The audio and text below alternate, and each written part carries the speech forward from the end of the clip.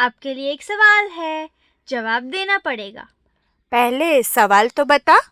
Mummy, हमारी पृथ्वी का आकार कैसा है? ये तो केजी का बच्चा भी बता देगा, गोल।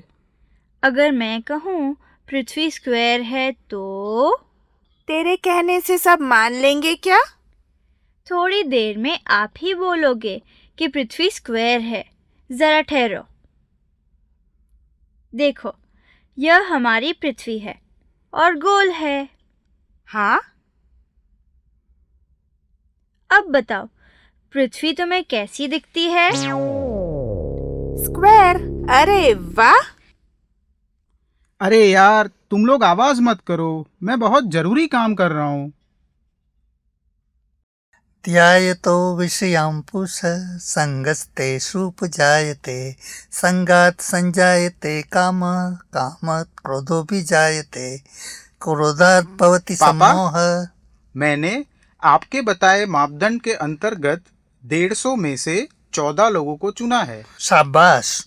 और उसमें से भी हमें केवल 2 सुपरवाइजर्स, 2 क्लर्क और 1 चपरासी को ही पसंद करना है, और उसकी पसंदगी भी तू ही करेगा।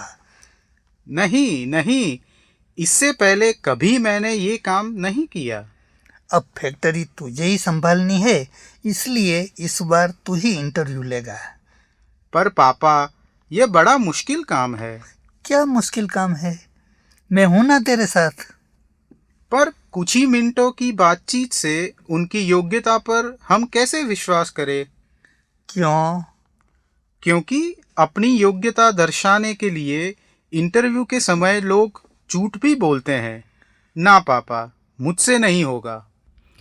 यह तो युद्ध क्षेत्र में रहे कृष्णा और अर्जुन का दृश्य दिखाई दे रहा है। मम्मी, हंस मत। मुझे शंका है, इसीलिए पूछ रहा हूँ। शंका हो तो हमेशा प्रश्न पूछने चाहिए।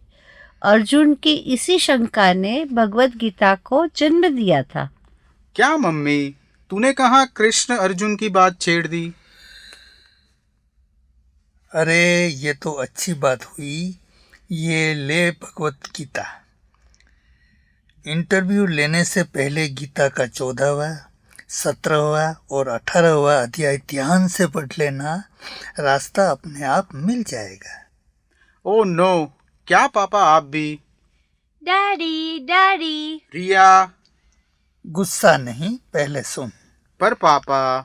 सुन ले, तुझे यही तो समय मिलता है उसके साथ रहने का। उसका समय चुरा कर अपना काम कर रहा है, इसलिए पहले उसे सुन। ओके, बता क्या कहती थी? Thank you Daddu. डैडी, जवाब दो। एक ट्रेन एकदम फास्ट जा रही है। छुक छुक छुक छुक छुक छुक। आप नीचे हो तो क्या आप बैठ सकते हो? नहीं, ऐसा तो फिल्मों में ही होता है। मैं ऐसा कर सकती हूँ। ख्वाब में? नहीं, हकीकत में। कैसे? देखो, ट्रेन तेज जा रही है। छुक छुक छुक छुक छुक छुक। मैं नीचे खड़ी हूँ। पास में एक बेंच है और मैं उस पर बैठ जाऊंगी। सिंपल।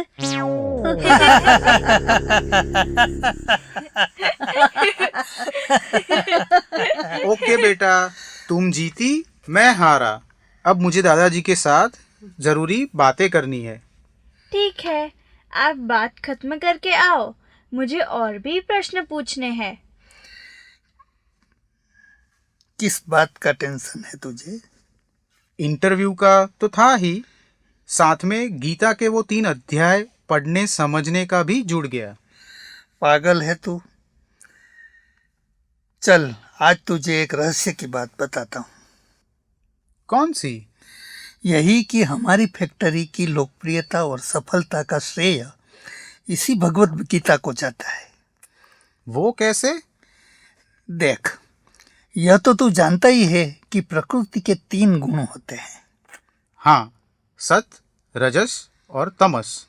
हाँ, सत्य यानी ज्ञान, विवेक, निर्मलता, रजस यानी लोभ, इच्छा, आसक्ति, और तमस यानी प्रमाद, आलस और मोह। हाँ, पर इससे हमारी फैक्ट्री का क्या लेना देना? इन्हीं गुणों की प्रबलता पर व्यक्ति व्यवहार करता है। यानी? देख, अपने पार्थ का सीए का ट्यूशन टीचर है ना, वह कितनी ईमानदारी से, लगन से बच्चों को पढ़ाता है ना। हाँ। यहाँ तक कि गरीब बच्चों से फीस भी नहीं लेता। यहाँ उसका सात्विक गुण प्रबल है।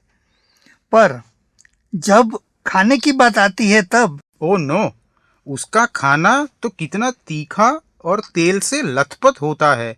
अर्थात कार्य में तो वो सात्विक है, पर भोजन में वह राजसी प्रकृति का है। अर्थात? व्यक्ति की वाणी, वर्तन, भोजन, रुचि, संगत सब उसकी सत, रजस और तमस की प्रबलता को दर्शाता है, और उसी प्रकृति की प्रबलता के अनुसार ही वह कार्य करता है। पर इन बातों का हमारे इंटरव्यू से क्या संबंध? गहरा संबंध है। तू भगवत गीता के 14वें, 17वें और 18वें अध्याय पर आधारित एक प्रश्नावली तैयार कर, जो व्यक्ति के वाणी, वर्तन, व्यवहार, कार्यरुचि, भोजन विषयों पर आधारित हो। मैं भी वही करता था। क्या छोटे बड़े सभी कर्मचारियों के लिए समान प्रश्नावली? हाँ, उसमें लिखे उत्तर से ही मैं समझ जाता था कि इस व्यक्ति में कौन से गुण प्रबल है और मेरी फैक्ट्री के लिए यह उम्मीदवार योग्य है कि नहीं। बस इसी आधार पर आप सभी कर्मचारियों को पसंद करते थे? हाँ, और आज देखो हमारी कंपनी की स्थिति कहाँ से कहाँ पहुँच गई।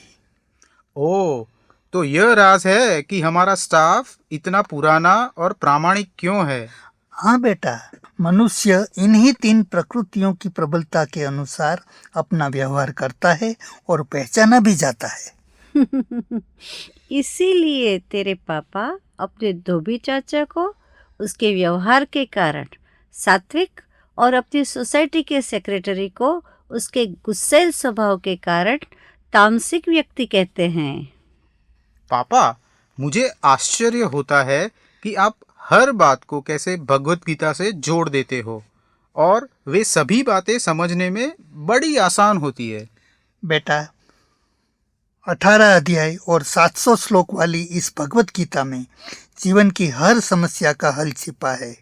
लोग व्यक्ति की मृत्यु के बाद उसका पठन करते हैं, पर जीते जी उसका केवल पठन नहीं, मंथन भी करना चाहिए।